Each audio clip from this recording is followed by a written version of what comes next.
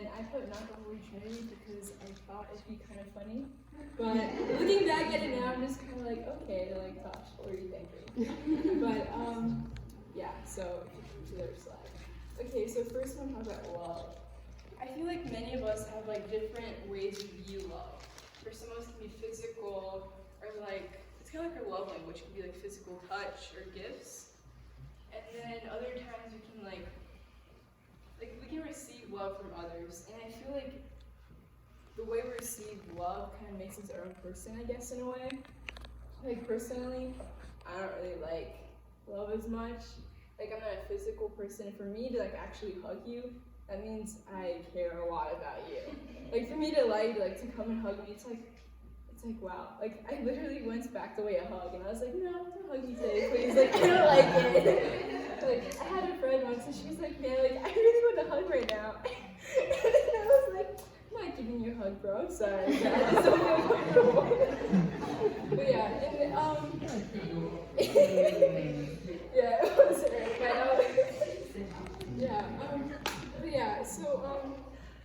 So like growing up, I've always kind of struggled with love. My mom would always say, she'd be like, Natasha, like, why are you so dry? Like, you should allow other people to like just share with you, like their love and embrace you. Because one day you might grow up and be lonely, you know? She does that. She does me dirty sometimes. But yeah, so like growing up, I was like really close to my dad, right? Father, daughter, love, right? Which is kind of like our Father, like love from our God, our Father, right? And like we were really close, and I just like I had such a great like love connection with my father. He'd be one of the few people that I'd actually like let hug me, and like I'd actually embrace him. But as time went by, like he kind of like got distracted with other things. He let other people take most of his love away from us, and like I still love him, but the way he sees things now is different. And so that was a couple years ago, and I kind of struggled with just like allowing God to fill me with his love. So like instead of having a fatherly love, I had this little void in my heart, you know? And so I'd end up like just trying to fill it up with other things, like materialistic things. I'd try and like kind of procrastinate and kind of push it back and be like, oh no, like I'm okay. Like I don't need this, you know? Like I don't need any love in my heart from a father, you know? And like I'd still be a Christian and be like, oh yeah, like I know God loves me, but like I never truly felt it, you know? And then so that was until like Accelerant last year. And there's a preacher, and I think he was talking about just like love and a father, I guess. I can't really remember it well, because all I remember is just sitting there like at the altar call and just like thinking like, am I supposed to go up there? And I was just kind of like, God, like you tell me, you know, like am I supposed to go up there? Because I'm a very indecisive person. And yeah, so just sitting there, and then I just hear a voice in my head be like, come, you know, or like just the word pop up. I'm like, okay, like it's been confirmed, like I should probably go up there, you know, just see what happens. So I went up there, and known Carrie, right? Carrie Linkus, the link guy, right? So she came up to me, and like, well, first I was just sitting up there. I was like, okay, like I don't know what I'm gonna do, but I'm just gonna pray. And then like she comes up behind me, and they start praying. And then somehow she comes up and starts praying about like love and like fatherly love. And then I'm just like, man, like what the heck? Like how does she know? Like I never like really talked to anyone about it except for like one or two people. And then she starts praying over me, and then like all of a sudden I feel like this big warmth, this wave, just like this peace come over me. And it kind of just like lifted this burden from my shoulders, I guess, in a way, up that I didn't know that I had. And like that was the first time in forever that like I really felt whole, and I really felt like, oh my gosh, like someone, like a father, really loves me. And like that was the most amazing feeling ever. Because I was like, man, like this is what I'm missing out, you know? But yeah, that was like my little experience with like feeling love. And just like, I mean, if you really think about it, like God's love is like, what the heck? It's pretty awesome and cool, right? I mean, like, he literally sent his own son to die for us. I mean, like, he literally turned the Aztecs to Christianity. like they were like the religion was considered barbaric. They killed people, and yeah, they went from killing to sacrificing people just for their gods to just worshiping one single God who literally sent his own kin to like die for us. Like, I don't know about y'all, but that's pretty awesome. Like, come on. And yeah, so I have a Bible verse up there called, it's like Hosea 2:19-20. It says, I will make you my wife forever, showing you righteousness and justice, unfailing love and compassion. I will be faithful to you and make you mine, and you will know me as the Lord.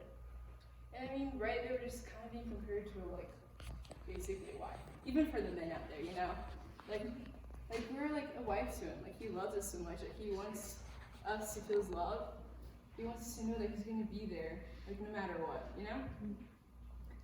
And, yeah, so I put up his 3 different comparisons of God's love, which Daly talked about, but I forgot to write it up there. Yeah, so we were just like, we read this story in the Bible, and I don't remember where it was, but I remember Daly just being really excited about it. She was just like, oh my gosh, like, you need to read this. Like, it talks about love, like, you need this, Tosh, you know? And, like, it didn't compare, but it showed, like, different ways God loves us. And one of them was, like, the wife and just, like, a married couple, right? Yeah. And then, I don't remember the other 2, but I just remember being like, wow, like, that's pretty cool, you know? And, yeah, so that's my accelerant love. Yeah. Okay, and, also another thing that I did to fill the void in my heart, which like love wasn't in there from like a father, I would try and control things. And by controlling things, I would kind of just like take everything I can and to like make sure I do it my own.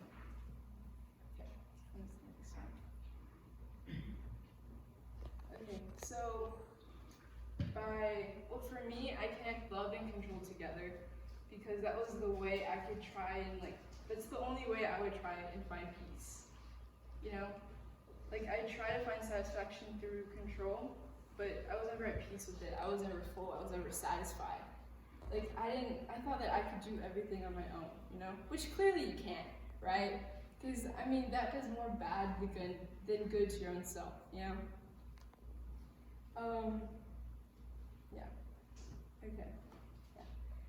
So a friend of mine, he told me about Proverbs 3:5, because we were doing this little thing where we have to memorize a verse each month, and it says, trust in the Lord with all your heart and lean not on your own understanding.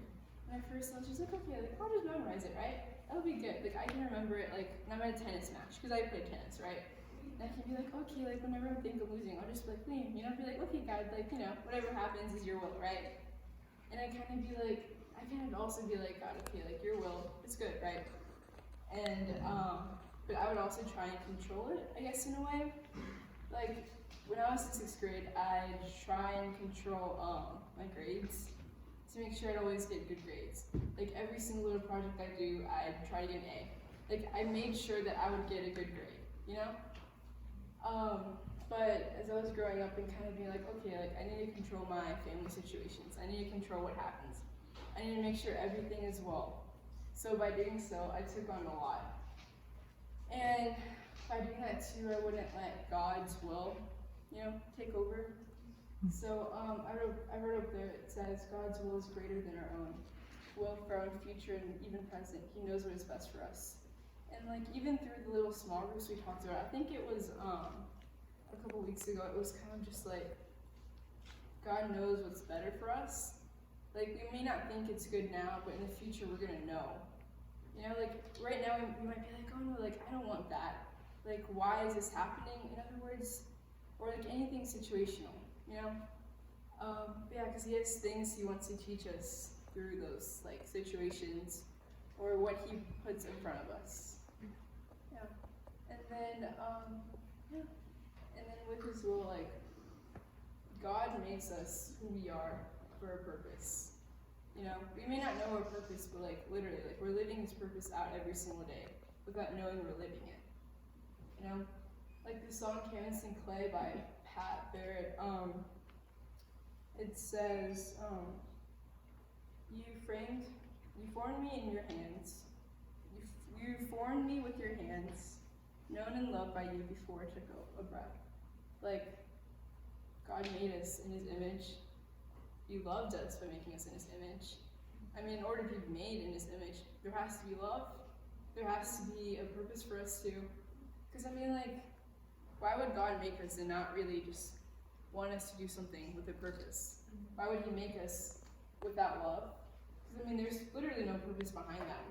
It's kind of like a little, what should I call it? It's like a paper airplane. It's like you make that, but you don't make it without purpose. You make it to fill, like, entertain you, right? So, that's how I see that. But yeah. Do y'all get that? Yeah, okay, cool. It's just a bit too quiet for me. But, okay.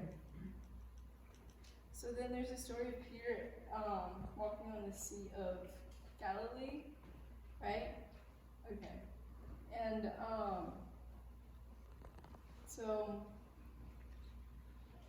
actually, no, never mind, okay. So there's one quote that I love a lot, and it's by C.W. Lewis, and it says, "Life with God is immunity from difficulties, but not peace within them."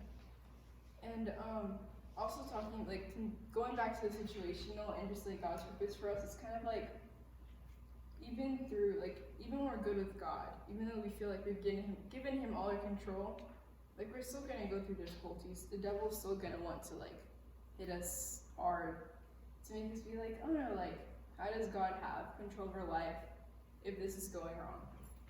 Like, it can literally be, like, family or just your health. It can be anything. And, like, when we're close to God, it's kind of like the devil's scared of us, you know? It's like, when we're close to God, we're doing what he wants us to do. We're making more followers of him, which obviously scares the devil. He's not going to get many people down there, right? And he doesn't want that for us. You know, he doesn't want us to see us happy. He doesn't want us to see us, like, full or, like, embracing God's love.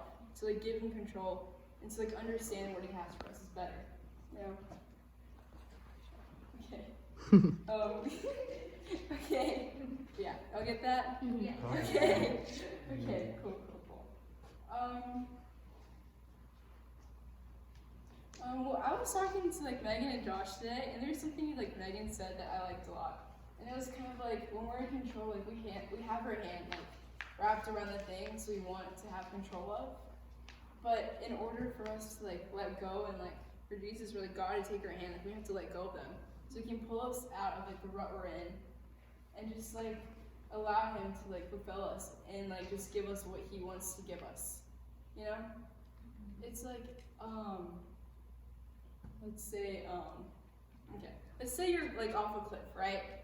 And, like, you're just there and you're holding on to, like, your dear life on a little edge. Like, have y'all seen the movies and, like, read books and you're just like, oh my gosh, I can't fall off, right? And you're, like, screaming, probably crying, you know? But you're just there and you're just like, man, like, I can't let go. And then, I don't know if it's a movie, but I might be making this up in my head. But, like, there's always that one friend or someone there who's like, oh no, like, take my hand. And the person hanging on for their life is like, no, like, I can't let go. Like, I'm gonna fall, right? And it's kind of like Jesus being there. And it's like, come on, take my hand. But we're not letting go of the stuff we know, we want to control, I guess, in a way. Because if we let go, we're kind of letting go of what is known to us, you know?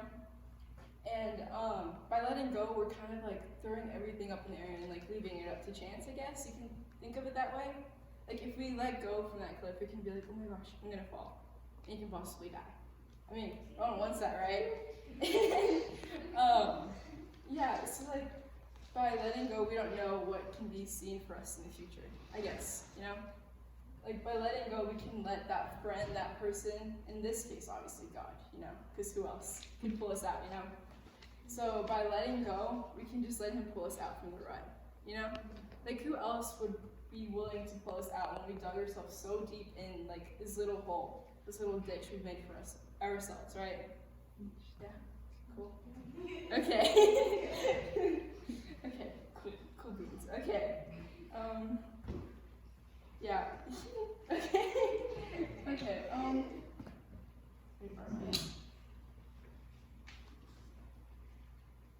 Okay. So back to the story. So Peter walks on the Sea of Galilee. Do y'all know that story? Where it's like Yeah. Oh, you're sure? Sure. Okay. Cool. Okay. So obviously Jesus' disciples are on the boat, and they're obviously just like calling out, right? You know, hey, Jesus. Not like that, but you know, right? Right? Like, hey, like, what's up, you know? And then, so, obviously, Peter's walking on the sea, you know? It's kind of the basis of the story. And, so, Jesus obviously has his hand stretched out. And, well, I have it written down here, but not there. I have it, Jesus stretched out his hand and caught him and said to him, oh, you of little faith, why did you doubt? You know? But he got afraid because he saw the wind, you know? And, but like by seeing the wind, he was looking at God, right? I mean, not God, Jesus, right? And he was like walking on the sea, all good, all peacefully, right? And then like the wind comes, and like basically, like think of a hurricane, I guess, right? The wind comes, the water gets rough, and then he kind of loses focus of Jesus, right? And he pays attention to everything around him, or so. And by doing that, he basically what Jesus says, he has little faith, he doubts. Because he allows the things around us, the situations around us, our problems, everything kind of just like take his view away from like Jesus or what he should be looking at, you know? Yeah? Good? Okay, cool beans.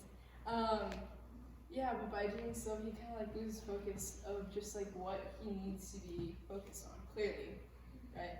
By doing that, he could also just be swaying away, allowing his issues and problems overtake his mind, when he could literally be at peace if he just looks at Jesus and allows him to guide him, right? Yes, good. Okay, cool. Okay. But yeah, it kind of just goes on with control, you know? Once we give God our control, it's kind of like, okay, cool, like, I don't have to carry this burden I have on me anymore. Like, I give it to you.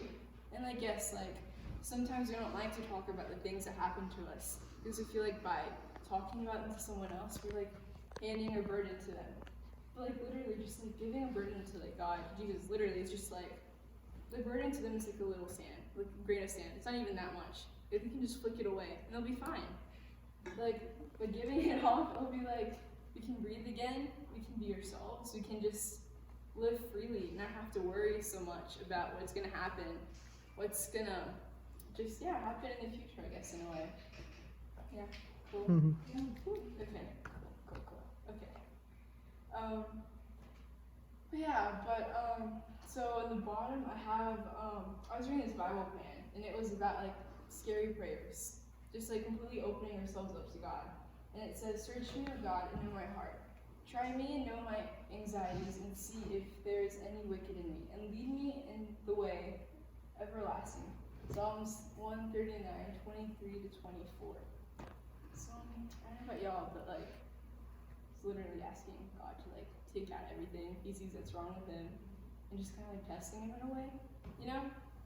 It's like, why would you tell someone to pinpoint everything that you're not good at, and just be like, hey, throw them at me, you know, make me work in them? Like, I don't know about y'all, but like, it's like taking a math test that I don't know. It's like, and I just look at math, it's like imagine taking a math test, and then it's like, the teacher chooses everything you're not good at, and then you have to like, try and get a good grade on that, you know? I mean, that'd be pretty hard. Yeah, that's because like, he wants us to grow in him. Yeah. Cool? Cool. Okay, cool. Okay, go to the next one. Thank you. Okay. So, So by giving up control, we have faith in God. And in order to have faith in God, we have to basically accept his love for us, and also like know that he isn't gonna let us down. You know? Like, making friends is hard sometimes. And just making best friends and telling them your secrets, it's like you're putting faith and trust in them to not let you down, right? It's like when you tell your best friend something, you're like, oh no, like you think you're like, okay, she's not gonna tell anyone, right? Which is kind of expectation you hold, right? But like by doing that with God, like if you give him your faith, your love, and you're like controlled to him, you're expecting him not to let you down, right? To be there for you when you need him, right? Right? Okay. Yeah. Because I mean, God won't let us down. I mean, can someone name an instance where He's let us down? No. Sorry. Yeah. Yeah. I mean, sometimes we might be praying for something, and might be like, God, like I really want this like car, or I want this to happen, or I want to get into this college, right? And we all know the three responses are like yes, no, or wait, right? So like technically He never lets us down. He just tells us we just have to listen to Him. We have to allow Him to we have to allow Him in and just listen to Him and what He has for us. You know? And just let Him guide us in the way He wants, because I mean in the end it's like better than our own will, right? Well, okay. Okay. So up there I have the story of Jesus and the sleeping disciples in the storm. I mean, clearly you all know that story as well. It's been growing up, right? So, basically, I mean, the disciples are scared. There's a storm brewing. Not even brewing, it's like literally smashing against the ship. Moving them all move around, shaking them up, you know? Like, they're not making any TikTok dances, like, they're not that either, you know? I'm pretty sure it's a TikTok dance about, like, dancing by now, right? But, I mean, about the storm. Not that storm, but like the storms, right? But, like, they were literally, like, yelling. And, like, Jesus didn't wake up because of the storm. Like, if it were up to Him, I bet He could have slept through that thing, you know? It's like a heavy sleeper, right? But, He woke up because of His disciples. They were calling out to Him. They're like, oh, Master, right? They're calling out to Him. And it's kind of like as if we're in a rut, once again. Like, they had faith in Him, and He woke up. Like, He was there in the end, right? Yeah, cool. Okay.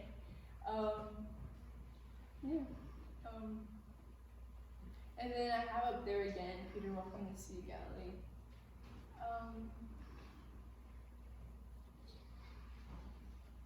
And then I have Romans 8:18. It says, "For I consider that the sufferings of this present time are not worthy to be compared with the glory which shall be revealed in us."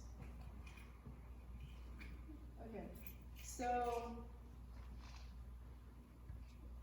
in the end, clearly in the end, it's like, wait, actually, let me rephrase that, okay? So it's kind of just being like, okay, like, right now, my anxieties, my worries, you know, in the end, they're not going to be worth it. Because in the end, like, God has the final say. Like, why should we be worried about it, you know? Like, yeah. Okay, yeah. So then also, like, the next verse, Isaiah 60:20, says, "A little one shall become 1,000, and a small one a strong nation. I, the Lord, will hasten in its time." And it's kind of like, for me, myself, it's kind of like a little reminder. Like, it might not be like that, but it's kind of like, okay, like, I'm not alone in this. Like, God's going to put people there, friends, I guess, so that I'm not alone in what I'm going through, or alone in my faith. Like, they can help me grow in it as well. It's like, literally, our little friends, like, you know, our little friend groups in, like, the youth church, you know? They're like, oh my gosh, hey girl, like, I love that, like, what have you been doing, right? It's like, it kind of reminds me of that, because, like, we're all there for each other, and, like, sometimes we're like, oh my gosh, have you read your Bible? And we're like, yes, no, it's either that, you know? Or you can be like, man, dude, like, look at this new song I found, like, it's so good, like, it talks about His love, it talks about just, like, anything literally about God, right? Or for the guys, and be like, sup, man, like, did you see this killer thing God did, you know? Like, I did a backflip or flip on my skateboard, you know? I don't know what it's called, but it's like some cool trick, and be like, yeah, that was God, you know? Or like, you're really nervous about this, like, baseball game, football game, and you're just like, oh my gosh, like, I don't know what's gonna happen, but let's do a little prayer, you know? And like, you pray, and then you're like, man, I won that game, it's all for God, right? Or if you have like a cross next, you can like kiss and be like, yes, you know? It's like little things like that, right? And that's what it makes me think of, like, because we're not alone, right? Because God places people in our lives, like those really small, close friends that you're just really grateful for, you know? And yeah, they can also help you grow in your faith, as I said.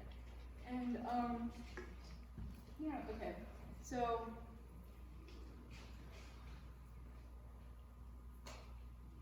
and then 1 John 5:14 says, Now this is a confidence that we have in him, that if we ask anything to his will, he hears us. I mean, once again, like, he responds to us, he tells us. We just have to listen, you know? And I don't know about y'all, but like, I don't like listening much. Like, I like doing. Like, if it were up to me, like, I'd be like, God, just like tell me now, you know? And like, it's also patience. Like, who has patience?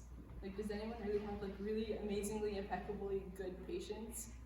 Like, I mean, my patience is tested every day with my siblings, and there's 5 of them, 5 younger ones. And yeah, I think like sometimes we just have to like sit there and listen and be like, okay, God, like, tell me what I need to work in, you know? Like, it's kind of like also being like, God, like, take the reins of my life, you know? Like, I'll let you steer it. I'll let you take control of it. Because like, in the end, like, he can only really lead us to what he wants for us and the best thing for us. Okay, yeah.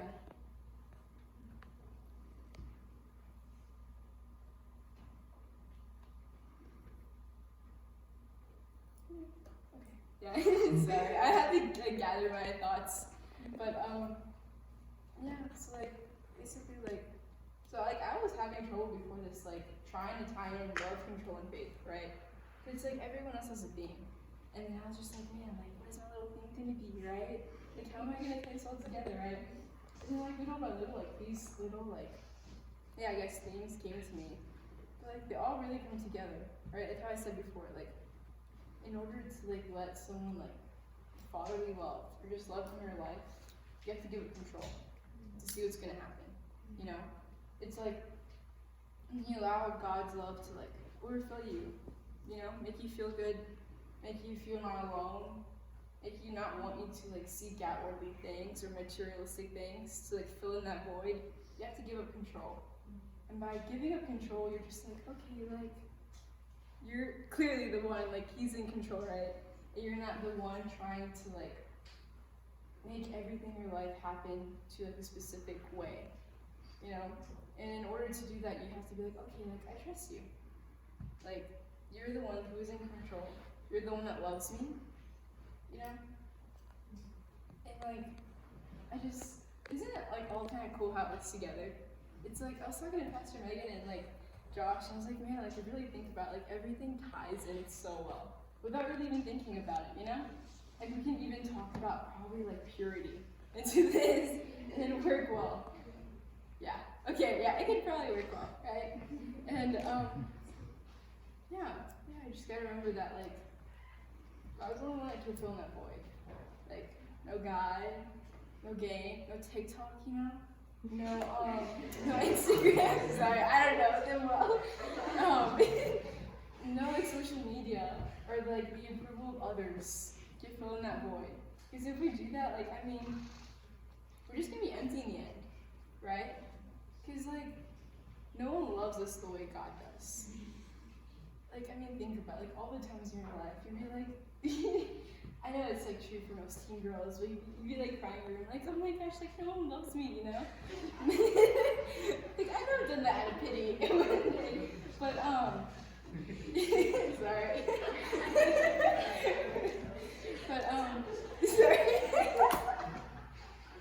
sorry if I outed someone. But I can't look at you, I'm sorry.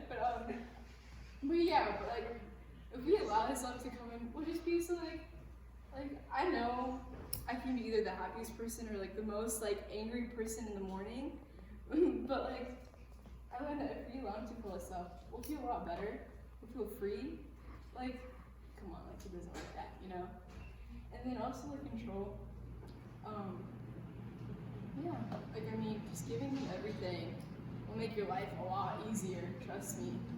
Like trying to control everything, you're just making it worse for yourself. It's like that person hanging from the cliff, or little imagery thing I gave y'all to imagine. Yeah, you'll be doing more harm than good. You'll be literally like mentally straining yourself, which could lead to other things. Like we all need rest, you know? It's like how we're supposed to rest on Sundays. Like God knows we need rest, not only physically but mentally. And that's why he wants to be in control. You know? And then, yeah, so all that isn't pretty good.